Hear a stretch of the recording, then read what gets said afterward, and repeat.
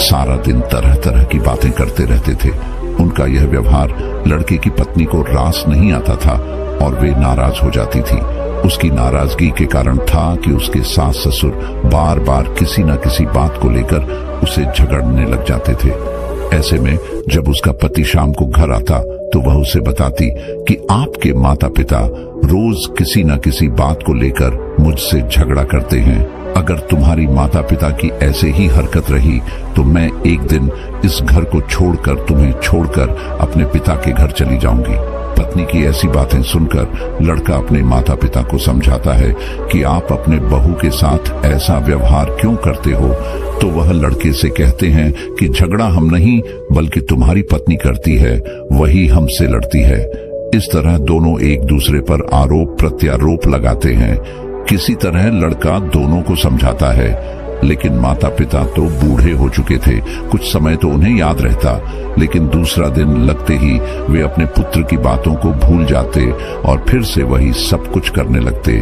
कुछ दिन जब ऐसा ही चलता रहा तो घर के इन लड़ाई झगड़ों से वह लड़का बहुत ज्यादा परेशान रहने लगा और साथ में उसकी पत्नी भी रोज रोज की लड़ाई झगड़ों से तंग आ चुकी थी।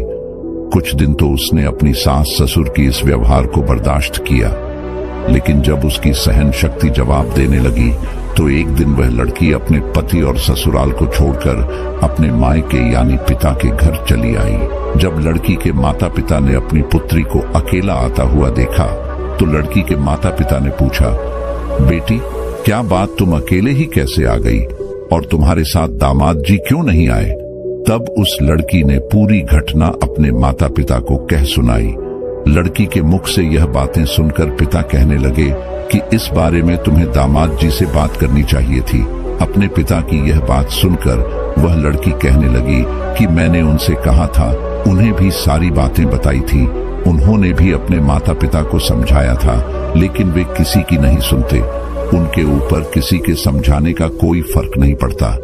कुछ समय तक तो वे ठीक रहते हैं, फिर वही लड़ाई झगड़ा, इस रोज रोज की लड़ाई झगड़े से मेरा जीवन नरक हो गया है और दिन प्रतिदिन मेरी जिंदगी खराब होती जा रही है। आज मैं अपनी ससुराल से यह निर्णय करके आई हूँ कि जब तक वे दोनों बूढ़े उस घर में हैं तब तक मैं ससुराल नहीं जाऊंगी और तब तक मैं तुम्हारे पास ही रहूंगी। अपनी पुत्री की यह वचन सुनकर उस लड़की के माता पिता ने कहा, बेटी किसी भी लड़की का अपने पिता के घर में गुजारा नहीं होता है। जब तक लड़की का विवाह नहीं होता तब तक उसकी माता पिता का घर है, उसका घर होता है, लेकिन जब उसका विवाह हो जाता है तब उसका ससुर ससुराल ही उसका असली घर होता है। इसलिए बेटी जाओ अपने ससुराल में दोहक तकलीफ झेलते हुए अपना जीवन यापन करो। मनुष्य की जिंदगी में तो दुख तकलीफें आती रहती हैं, हमें उनसे घबराना नहीं चाहिए और अपने दुख तकलीफों को झेलते हुए हमें अपनी जिंदगी में आगे बढ़ाते रहना चाहिए। और तुम अपने सास ससुर को तो जाने ही दो, वे लोग बूढ़े हो चुके हैं और बूढ़े लोग तो कुछ भी कह सकते हैं, उनकी बातों पर तुम्हें ध्यान नहीं देना चाहिए। भी लड़की कहने लगी कि आपकी बातों से तो मैं सहमत हूँ, लेकिन कहाँ तक बर्दाश्त करूँ? वे लोग मुझसे समय पर भोजन मांगते हैं, समय पर किसी कार्य को करने को कहते और मैं नहीं करती तो मेरी गलती थी।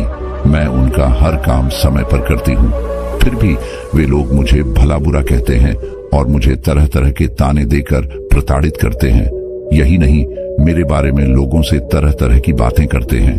वे लोगों से कहते हैं, हमारे घर में जो बहू आई है उसका चाल चलन ठीक नहीं है, हमारा लड़का इतना कमाता है फिर भी हमारी बहू हमें कुछ खाने को नहीं देती। इस तरह की बातें वे गांव वालों से करते हैं और हमेशा ही मेरे पकाए हुए खाने में कमी निकालते रहते हैं। लोगों से कहते हैं कि हमारी बहू को तो खाना भी बनाना नहीं आता और हम लोगों को समय पर भोजन भी नहीं देती है। इस कारण हम दोनों समय से पहले ही बूढ़े हो चुके हैं और उनकी बातों का गांव वाले भी विश्वास कर लेते हैं। ऐसे में आप ही मुझे बताइए कि मैं उन्हें भोजन क्यों नहीं दूंगी, मैं भला उन्हें भूखा क्यों मरूंगी। जब अपनी बेटी की यह बातें वह पिता सुनता है तो उसे अपनी बेटी की बातें सुनकर बड़ा ही दुख होता है और अपनी बेटी से कहता है कि पुत्री तुम चिंता मत करो, इसके बारे में मैं तुम्हारी ससुराल जाकर तुम्हारे सास ससुर और तुम्हारे पति से बात करूंगा और उनसे पूछूंगा कि आखिर वे लोग तुम्हारे साथ ऐसा व्यवहार क्यों करते हैं। अगले दिन ही लड़की के माता पिता अपनी बेटी को लेकर उनके ससुराल पहुंचते हैं। ससुराल में उन्हें दामाद तो नहीं मिलते। फिर लड़की के माता पिता इस बात को दोनों के सामने रखते हैं, लेकिन वे लोग तो बूढ़े हो चुके थे। उनके अंदर समझदारी नाम की कोई चीज नहीं बची थी। उल्टा वे दोनों लड़की के माता पिता को ही भला बुरा कहते हैं। लड़की के माता पिता ने काफी समझाया, लेकिन कोई हल नहीं निकला। जब बातचीत से कोई हल नहीं निकला तो लड़की के माता पिता अपनी बेटी को लेकर उदास मन से अपने घर के लिए वापस लौटने लगते हैं। जब वे वापस लौट रहे थे तो उन्हें रास्ते में एक व्यक्ति दिखाई देता है, जिनके एक हाथ में कमंडल था और उनके बड़े बाल बिल्कुल सफेद और लंबीदार रही थी और मुख पर एक अलग ही तेज थी। जब लड़की के माता पिता उस व्यक्ति के पास पहुंचते हैं तो उन्हें मालूम पड़ता है कि वह एक सिद्ध सन्यासी हैं। उनके चेहरे पर एक अलग ही तेज आभा थी। उनके तेज को देखकर लड़की के माता पिता उन्हें प्रणाम करते हैं और उनके चरणों के पास जाकर बैठ गए। जब साधु महाराज ने पूछा, पुत्र कोई परेशानी है क्या? तब लड़की के पिता कहने लगा, हाँ महाराज, मैं बहुत परेशानी में हूं। मुझे कुछ समझ नहीं आ रहा कि क्या करना चाहिए। फिर साधु महाराज कहने लगे, बच्चा, तुम्हें जो भी परेशानी है मुझे साफ साफ बताओ। मैं तुम्हारी परेशानी का कोई ना कोई जरूर समाधान कर दूंगा। वो लड़की के पिता कहने लगा, गुरुदेव, कुछ साल पहले मैं अपनी बेटी की शादी बगल के गांव में करी थी, जिससे घर में मैंने अपनी बेटी के रिश्ता किया था। वे लोग बहुत ही अमीर हैं। जिस लड़के से मैंने अपनी पुत्री का विवाह किया था वह तो ठीक है, लेकिन उसके माता पिता कुछ ठीक नहीं है। वे बूढ़े हो चुके हैं और बूढ़े होने के कारण मेरी बेटी को तंग करते हैं, परेशान करते हैं और मेरी बेटी की गांव वालों के सामने उल्टी सीधी बातें करते हैं, जिसके कारण मेरी बेटी ससुराल छोड़कर मेरे पास लौट आई है और मेरे पास रहने की जिद पर अड़ी हुई है। अब ऐसे में आप ही बताइए कि कोई भी पिता अपनी शादीशुदा बेटी का जीवन भला कैसे कतवा सकता है। लड़की के पिता की ऐसी बातों को सुनकर वह सिद्ध सन्यासी कहने लगे कि यदि ऐसी बात है तो तू मुझे उन लोगों के पास ले चलो। मैं उन्हें कुछ शिक्षा दूंगा, मैं उन्हें कुछ बातें बताऊंगा। यदि मैंने बताई बातें उनकी समझ में आ गई और उन्होंने अपने जीवन में उतार दिया तो उन बातों से आपकी बेटी भी हमेशा खुश रहेंगी और वे लोग भी सदैव प्रसन्न रहेंगे, क्योंकि उन्हें कभी किसी ने नहीं बताया कि बुढ़ापे में यह 4 बातें सदैव याद रखनी चाहिए। इसी कारण से उनकी यह दुर्दशा हो रही है और उसके साथ ही तुम्हारी बेटी और दामाद को भी मुसीबतों का सामना करना पड़ रहा है। जब लड़की के माता पिता ने सिद्ध सन्यास के इन बातों को सुना तो वे प्रसन्न हो गए और साधु महाराज को अपने साथ लेकर बेटी के ससुराल की ओर चल दिए। जब समधी के घर पहुंचे तो साधु महाराज ने लड़की के माता पिता और उस लड़की को घर के दरवाजे पर रुकने का इशारा किया और स्वयं घर के अंदर प्रवेश कर गए। घर के अंदर दोनों बूढ़े बैठे हुए थे। जब लड़की के माता पिता ने साधु महाराज को देखा तो दोनों खड़े हो गए और साधु महाराज को बैठने के लिए आसन दिया। फिर उस लड़के के माता पिता ने सिद्ध सन्यासी से खाने पीने के बारे में पूछा। उस साधु महाराज ने कहा कि मैं आप लोगों के घर पर जी भर के खाऊंगा, लेकिन उससे पहले तुम्हें मेरा एक काम करना पड़ेगा। सन्यासी की बात सुनकर वे दोनों बुजुर्ग व्यक्ति कहने लगे कि आपके हम सभी बात मान लिए तैयार है, लेकिन पहले आप भोजन कर लीजिए। सिद्ध सन्यासी ने कहा, नहीं, पहले तुम मेरी बात को सुनो, उसके बाद ही आप अपने घर का भोजन मुझे करवाना। उसके बाद साधु महाराज कहने लगे कि मैंने सुना है कि आप लोग बूढ़े हो चुके हो और बूढ़े होने के कारण आप अपनी बहू को परेशान करते हो, साथ में आपकी बहू भी तुम्हें परेशान करती है। साधु महाराज की यह बात सुनकर दोनों पति पत्नी कहने लगे कि गुरुदेव, आपने ठीक सुना है, हम दोनों तो बूढ़े हो चुके हैं और हमारी बहू हमारी कद्र नहीं करती है और हमेशा हम लोगों को परेशान करती रहती है। उसे पता नहीं है कि जैसे आज हम बूढ़े हैं वैसे ही कुछ समय बाद उस पर भी बुढ़ापा आएगा और यह सब जानते भी वे हम दोनों को बहुत ज्यादा परेशान करती हैं। तभी साधु महाराज कहते हैं कि तुम चिंता मत करो, मैं तुम्हारी सभी परेशानियों को समाप्त कर दूंगा, लेकिन उसके लिए तुम्हें मेरी 4 बातें माननी होगी। यदि तुमने यह 4 बातें मेरी मान ली, तुमने अपने जीवन में उतार लिया, फिर देखना आपका बुढ़ापा कितने सुख से कटता है। मैं आपको आपके सुखी जीवन के लिए 4 बातें बता रहा हूं, जिससे आप अपने जीवन में अपनाकर हमेशा खुश रहेंगे और कभी भी आपकी बहू या बेटा आपको परेशान नहीं करेंगे।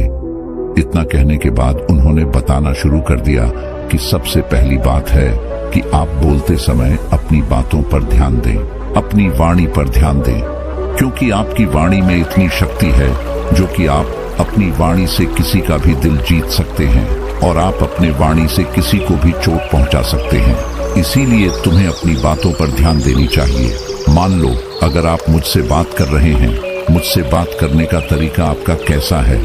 अगर आपका बात करने का तरीका मुझे ठीक लगेगा तो मैं आपसे जुड़ जाऊंगा।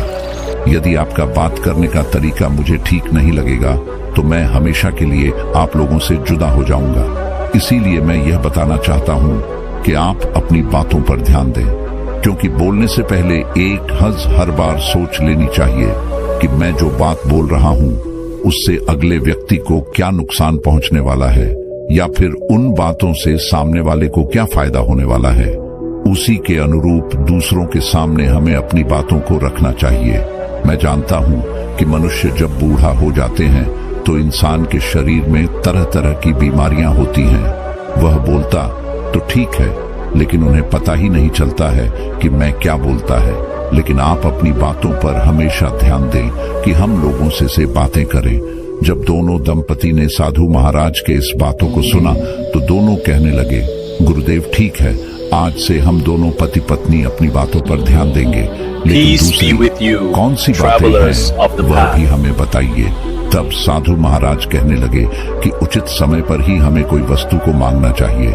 जैसे अगर आपको भूख लगी है और उस समय आपकी बहू खाना बना रही है, यदि उस समय आपने भोजन मांगा तो वह भोजन कहां से दे पाएगी? उस समय तो भोजन बनाया जा रहा है। मान लो अगर आपकी बहू किसी समय स्नान कर रही है और उस समय आप किसी वस्तु की मांग कर रहे हैं, किसी सामान को मांग रहे हैं, तो वह उस अवस्था में उस वस्तु को देने के लिए आपके पास तो नहीं आ सकती और आप उन बातों को लेकर उससे झगड़ने लगे तो आपका ही व्यवहार ठीक नहीं है। आपको यह समझना होगा कि बुढ़ापे में और जवानी में अंतर होता है। जवानी में हम दूसरों के लिए कमाते हैं, इस कारण दूसरों पर हमारा अधिकार होता है। जवानी में हम अपने आप में होते हैं। जवानी में हम जो भी मांगते हैं वही हमें मिलता है, लेकिन बुढ़ापे में हम दूसरों के सहारे हो जाते हैं और दूसरा व्यक्ति पहले अपने काम करेगा और काम समाप्त होने के बाद वह उस वस्तु को हमारे पास लेकर आएगा। इसलिए हमें धैर्य बनाए रखना चाहिए। ऐसा नहीं है कि हमने अपनी जबान से किसी बात को निकाला और तत्काल वह हमारे सामने आ जाए, कभी नहीं हो सकता। और यह भी ध्यान रखें कि अगर बहू कहीं पर गई हुई है या किसी काम में व्यस्त है और आप लोगों की आवाज उसके कानों में नहीं पड़ रही है और ऐसे में आप अपनी बहू से किसी वस्तु की मांग कर रहे हैं, तो समय आपके पास उस वस्तु को कैसे पहुंचाएगी? या उसकी तबीयत खराब है और उसकी तबीयत इतनी ज्यादा खराब है कि वह बिस्तर से भी उठ नहीं सकती और ऐसे में आप किसी वस्तु को अपनी बहू से मांगते हैं, तो ऐसी स्थिति में वह उस वस्तु को आप लोगों के पास कैसे लेकर आएगी? और आप लोग इन बातों को लेकर अपनी बहू से नाराज हो जाते हो कि आपकी बहुत हो, आपकी बातों को सुनते ही नहीं। यह गलत बात है। आप लोगों को देखना चाहिए कि आपकी बहू आपकी आवाजों को सुन भी पा रही है या नहीं, और जिस समय आप किसी वस्तु की मांग कर रहे हैं उस समय आपकी बहू कहां पर है और जो भी सामग्री आप उससे मांग रहे हो, क्या वह सामग्री आपके घर में उपलब्ध है भी या नहीं है? कि दूसरी बात को सुनकर वे दोनों बुजुर्ग व्यक्ति कहने लगे कि साधु महाराज, हम लोग समझ चुके हैं कि हम लोग कितने गलत थे। तभी वह सन्यासी कहते हैं कि अभी मेरी बात समाप्त नहीं हुई है, अब मेरी तीसरी भी बात सुनो। उन्होंने आगे कहना शुरू किया कि खाना बिगड़ जाने पर चिढ़ना नहीं चाहिए। मान लो आपकी बहू खाना बना रही है और उसका ध्यान कहीं और चला गया, क्योंकि घर की रस्ती में बहुत सारे कार्य होते हैं। ऐसे में खाना बनाते समय नमक कम या ज्यादा हो गया, मिर्च कम या ज्यादा हो गई या रोटी जल गई और उसने वह भोजन आपके सामने परोस दिया। आपने जैसे ही उस भोजन को छक्का और भोजन छक ही आप मुंह बनाने लगे और कहने लग गए कि भोजन में तो स्वाद ही नहीं है, और तरह तरह की कमी निकालने लग गए कि भोजन में यह कमी है, वह कमी है, सब्जी ऐसी बनी नहीं है, वैसी नहीं है। आपको ध्यान रखना चाहिए कि आप लोग भी एक दिन नौजवान थे, आप लोगों से भी भोजन बिगड़ जाता था। तो क्या आपके माता पिता भी आपके साथ ऐसा ही व्यवहार करते थे? मान लो अगर करते भी थे तो आपको उस वक्त कैसा लगता था? बुरा लगता था? या आपके माता पिता आपसे ऐसी बातें कह रहे हैं कि आपको भोजन बनाना नहीं आता, इसमें यह सामग्री कम है, बस सामग्री कम है, आपको तभी बुरा लगता था। देखिए, चाहे कोई स्त्री है या कोई पुरुष है, उससे गलतियां हो ही जाती हैं। भोजन बनाने में थोड़ी बहुत गलती भी हो जाती है तो हमें उसे सह लेना चाहिए और अपनी बहू को बतानी चाहिए कि बेटी देखो, ये कमी है, आगे से ध्यान रखना, अगली बार इस तरह की गलती को दोबारा मत दोहराना। प्यार से कहिए, ऐसा सुनने में बहुत ही प्रसन्न रहेंगी और कहेगी कि हमारे सास ससुर बहुत अच्छे हैं और हमें समझा रहे हैं। लेकिन आप लोग तो हमेशा उसकी खाने से नई कमियां ढूंढते रहते हो और बताते हो कि इस चीज की कमी है, उस चीज की कमी है, इससे उसे भी तकलीफ होती है और आप लोग भी हमेशा चिढ़ते रहते हो। आपकी ऐसा करने से घर में कलह बनती है, इसलिए आगे से ध्यान रखना है कि भोजन यदि बिगड़ भी जाए तो आपको सह लेना है और प्यार से को बता देना है। ऐसे में बहू भी खुश हो जाएगी। सन्यासी की यह सारी बातें सुनकर वे दोनों पति पत्नी कहते हैं, गुरुदेव, इन तीनों बातों को तो हम अच्छे से समझ गए हैं, लेकिन वह चौथी बात क्या है जिसे आप हमें बताना चाहते थे? कृपया वह चौथी बात भी हमें बताइए। तब साधु महाराज कहते हैं, थोड़ा धीरज रखो, मैं चौथी बात भी बताऊंगा। और फिर उसके बाद वह कहते हैं कि वे चौथी बात है कि अपनी परिवार के हालातों के बारे में कभी दूसरों को नहीं बताना चाहिए। जैसे आपके परिवार में पैसे की कमी है, आपके परिवार में लड़ाई झगड़े होते हैं, या आपकी बहू अच्छी नहीं है, या वह खाना अच्छे से नहीं बनाती है, या वह आपका कहना नहीं मानती, या फिर घर परिवार में किसी भी प्रकार के कोई भी समस्या है और उसे आप दूसरे लोगों नहीं है, क्योंकि बाहर वालों को जब तुम अपने घर की समस्या बताते हो तो उस समय तो वो लोग दिखावे के लिए हमारे साथ हमदर्दी का नाटक करते हैं, लेकिन तुम्हारे जाते ही वे तुम्हारे पीठ पीछे तुम्हारे मजाक उड़ाते हैं और वही लोग एक की चार बातें बनाकर तुम्हारे कही हुई बातों को तुम्हारे बहू या बेटा से कहते हैं। इससे घर में और ज्यादा कलह बन जाता है, जिसे हम आम भाषा में चुगली कहते हैं। आपने तो सुना ही होगा, इसके घर की बात उसके घर में कहना, इसकी समस्या उससे कहना, बढ़ चढ़ के उस बातों को बोलना। अधिकतर लोग तो आपके सामने आपसे हमदर्दी जताने के बहाना नाटक करेंगे, लेकिन आपके जाते ही आपके पीठ पीछे आपकी बुराई या आपकी चुगली इधर उधर करेंगे। इससे आपके घर में झगड़े सुलझाने की बजाय और भी बढ़ जाते हैं, समस्या और भी बढ़ जाती है। आपकी बेटे आपकी बहू से बेटे से, माँ के बारे में, पत्नी के बारे में पत्नी से, पति और सास के बारे में चुगली करेंगे, भड़का जाएंगे, कहेंगे कि आपकी सास ने ये कहा कि पति ने ये कहा। इससे घर में और ज्यादा कलह बन जाती है। यदि आप बहू और बेटा के बारे में खराब बात कहेंगे और निरंतर ऐसा करने से आप बेटा बहू की नजरों में गिर जाते हैं। दूसरों को अपनी घर की समस्या बताने से कुछ ठीक तो नहीं होगा, बल्कि आपके परिवार के ऊपर और भी समस्या बरेट जाएंगे। आपका ऐसा करने से आपका लड़का कहीं समाज में बोलने लायक नहीं रहेगा। जैसे ही वह समाज में खड़ा होगा या किसी पंचायत में खड़ा होगा और अपनी कुछ रखेगा, तो वहां पर उपस्थित लोग उसके मुंह पर ही कह देंगे कि तुम्हारी बहू तुम्हारे घर में ऐसा करती है, तुम्हारी माता पिता के साथ वैसा करती है, तुम्हारी माँ बाप हम लोगों से तरह तरह की बातें कहते हैं, तरह तरह की उन्हें परेशानी हो रही है बुढ़ापे में। तुम लोग अपनी माता पिता को परेशानी देते हो। पहले अपने घर की समस्या हल करो, उसके बाद ही दूसरों के मामले सुलझाना। इसीलिए ध्यान रहे कि आपके घर में कोई भी समस्या हो, उसे बाहर के लोगों के साथ कभी साझा मत करो, नहीं तो वे लोग उस मौके के फायदा उठाकर आपके घर को बर्बाद कर देंगे, जिसके कारण आप लोग हमेशा ही दुख झेलो।